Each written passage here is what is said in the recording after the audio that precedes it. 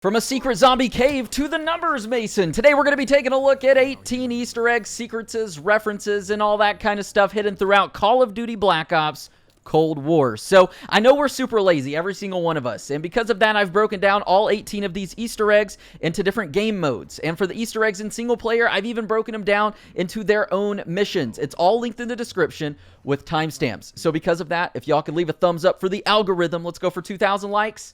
Thank you. That would be amazing. The Black Ops series has always been very renowned for its amazingly detailed Easter eggs. In the original Call of Duty Black Ops from 2010, we can find in the main menu a computer terminal that, hidden deep inside of this, has information hinting at Frank Woods being alive and part of the Black Ops 2 plotline. This is 2 years before that game was even released. So in Black Ops Cold War, we can actually find something very similar in the main menu. So upon going to the main menu and choosing campaign, multiplayer, or zombies, you can actually see faint snippets of code and numbers. And if you actually take these and run them through the CIA website, the official CIA website, I'm being for real, you can actually find different documents that have been declassified in real life by the CIA. So you can educate yourself there. And that one is really cool. It was actually discovered last month during the beta by Near on Reddit. And I probably pronounced that name terribly wrong. Next up, moving into our safe house here, we can actually find a couple different things. So the first is various clues scattered around that end up giving us a code to a locked area in the safe room. And it's the same code every single time. It's the date of the JFK assassination, 11/22/63. And when you do that, well, you unlock this hidden area. And first, upon coming inside of here, you can actually discover a Zork computer terminal, very similar to that one from Black Ops 1. And you can input different commands and you can play games on this terminal, as well as who knows what other secrets are actually hidden in here, just like in the original Black Ops. Now, if you get out of that terminal and actually turn around, you can also find a secret arcade filled with 10 different arcade games that you can actually access that are previous Activision titles. So pretty cool right there. Now, to actually access the other arcades, you need to complete the whole storyline. And as you encounter the arcade machines, just play them for a split second, exit out, and you will unlock them. Now, the last one that we have in the safe house is Adler watching us. So you'll notice that if you go, say, into the red room or any other rooms in this area, if you peek out, Adler will stop what he's doing and he'll be creeping on you. You'll see him from a distance and it's really uncomfortable, but it's something that maybe y'all didn't notice. So pretty cool little secret there. Now, jumping into the campaign missions, we have Brick in the Wall. So while going down a staircase, I noticed on the wall, it says Anika A+J. And generally, when you see things like these in video games, it's most of the time an Easter egg. Even if we don't know what it means, my guess is that the developer who put this Easter egg in the game is probably named Anika, or that might be his significant other's or her significant other's name, and A+J. And it's just a nice little reference to have in the game. Now, on the topic of the arcades, we can also discover our second one in this mission in the area of the electronics store that is an office. You can go in here, and yep, there is an arcade game by the name of Enduro, and this will actually be the second arcade that you can discover out of 10 in the game. And the last Easter egg on this level is actually when we break into the house of Kraus. Yes, I'm a poet and I didn't know it. But if you actually tranquilize the wife when she is on the phone, you can turn around and go over to the coffee table, and underneath you're going to see the signature Call of Duty teddy bear. And you know this isn't just a normal teddy bear because it has that little star on the heart. And as we know, these teddy bears have been in pretty much every single Call of Duty. Now, moving on to the mission, Redlight, Greenlight, we've got a couple more secrets, references, and Easter egg. And the first one is actually what I think a reference to Modern Warfare 2 and the museum, where you can actually press a button, a red button, and it brings everybody to life and they're trying to take you out. Well, in this mission, we can actually see on the wall a red button that is very irresistible to not press, and instead of doing things stealthily, you press this button and it will alert the enemies down below, and Woods will actually get upset with you. Now, moving on, we are in this small town USA simulation in the same mission, and we can actually come across in a couple different areas a Doritos sign, and I thought that was pretty cool because a lot of times in games you'll notice that they don't have the real-life names of businesses, brands, corporations, TV shows, or anything like that just due to copyright. That's why we have Burgertown, which is an obvious parody of Burger King.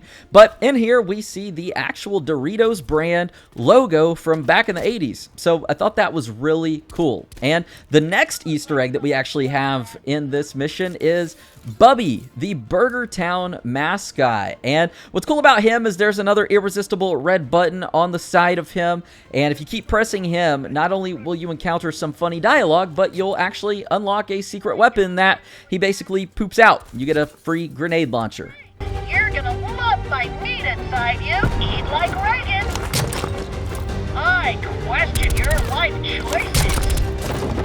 Oh, good choice.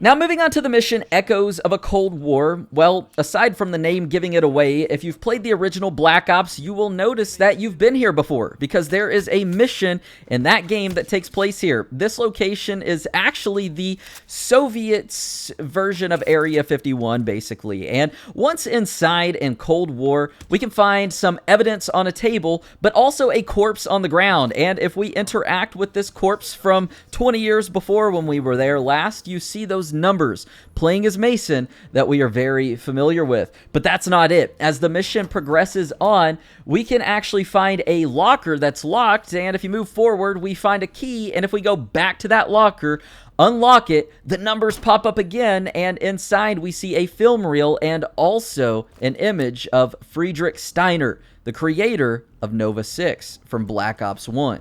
Now, moving on to the mission, Desperate Measures. This one might be a bit of a reach, but I wanted to throw it in here because I thought it was pretty interesting. So, if you choose to have the prisoner take out General Charkov, he will end up doing so with a pencil. And that made me think of two things. Either John Wick, where he took out 3 guys with a pencil, or in Dexter Morgan, where he is being interrogated in the interrogation room, and he takes out a guy with a pencil, or he might be interrogating someone else. But either way, he does it with a pen or a pencil in this same manner.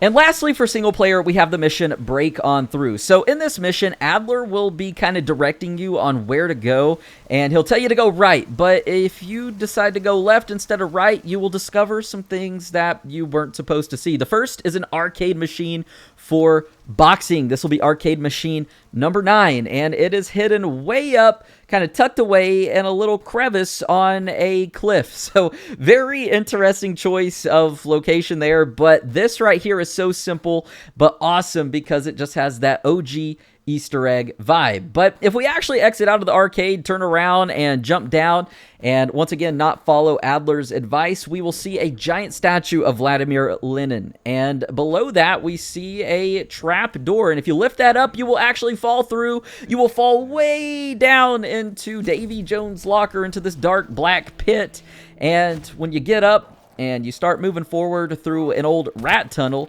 you'll actually discover that you are in a zombie tunnel, and a horde of zombies that keeps growing and growing and growing is actually trying to get you. This is a really cool Easter egg.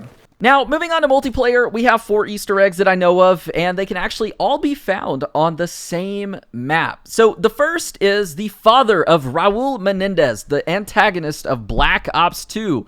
We can actually find his house, and we know it's him based on a newspaper that we can find inside, but also images of Josefina, Raul Menendez's sister, and we see images of Raul himself, and interestingly enough, there is a corpse on the bed that looks just like the father of Raul Menendez. So pretty cool there. I bet Raul ended up taking his own dad out. Now, while on the topic of the Menendez family, let's stick with that. We can actually find in the hangar a poster of Raul Menendez, which is pretty cool. It's nice to see just some throwback Easter eggs there. And in the same hangar, if we actually go to an office area, we can find some images of Nuketown, the OG Nuketown. It's kind of discreet because it's a black and white image, but anybody who's a fan of Call of Duty will instantly recognize that home. And the last Easter egg that we actually have so far in multiplayer is some chickens. So I think this might be just a callback and a reference to Modern Warfare 2. There was a lot of chickens and roosters in that game. Even when you went to Prestige and you backed out, if you didn't do it, there'd be a chicken noise. So anyways, we can go outside of this hangar, and if you jump up on top of a truck and look inside, there is a literal chicken just in the driver's seat. Like, what is this chicken doing in there? He's not in any of the other vehicles, so thought that one was pretty funny. Now, moving on to zombies, we're not going to cover the Easter egg for zombies because the Easter egg isn't necessarily an Easter egg anymore, but there are some other Easter eggs in zombies. The first is of that meme of those guys who are celebrating or dancing with the coffin on their shoulders. You know, that became a meme back in March during like the beginning of the lockdowns and the quarantine. And even though these guys are probably doing something like a real tradition, and the whole internet laughs at it, we can actually find that in zombies. After you build the Pack-a-Punch machine, there are 5 orbs that spawn in the same location around the map that you need to take out. And upon shooting them, if you go back to the middle area of the map, well, you're going to find this meme. And the zombies are dancing, and it's hilarious. And it is a perfect and awesome Easter egg.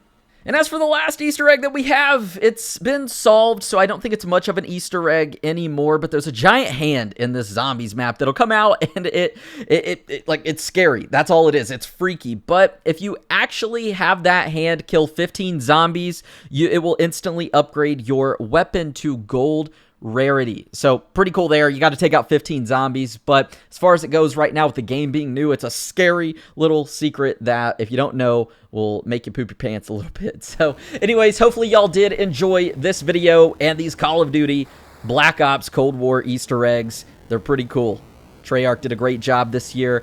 And if y'all enjoyed, give the video a thumbs up. Subscribe if you don't want to miss out with notifications on for more videos like this. And until next time, thank y'all for tuning in. I'm Zach Cox, and I hope to see y'all on the flip side.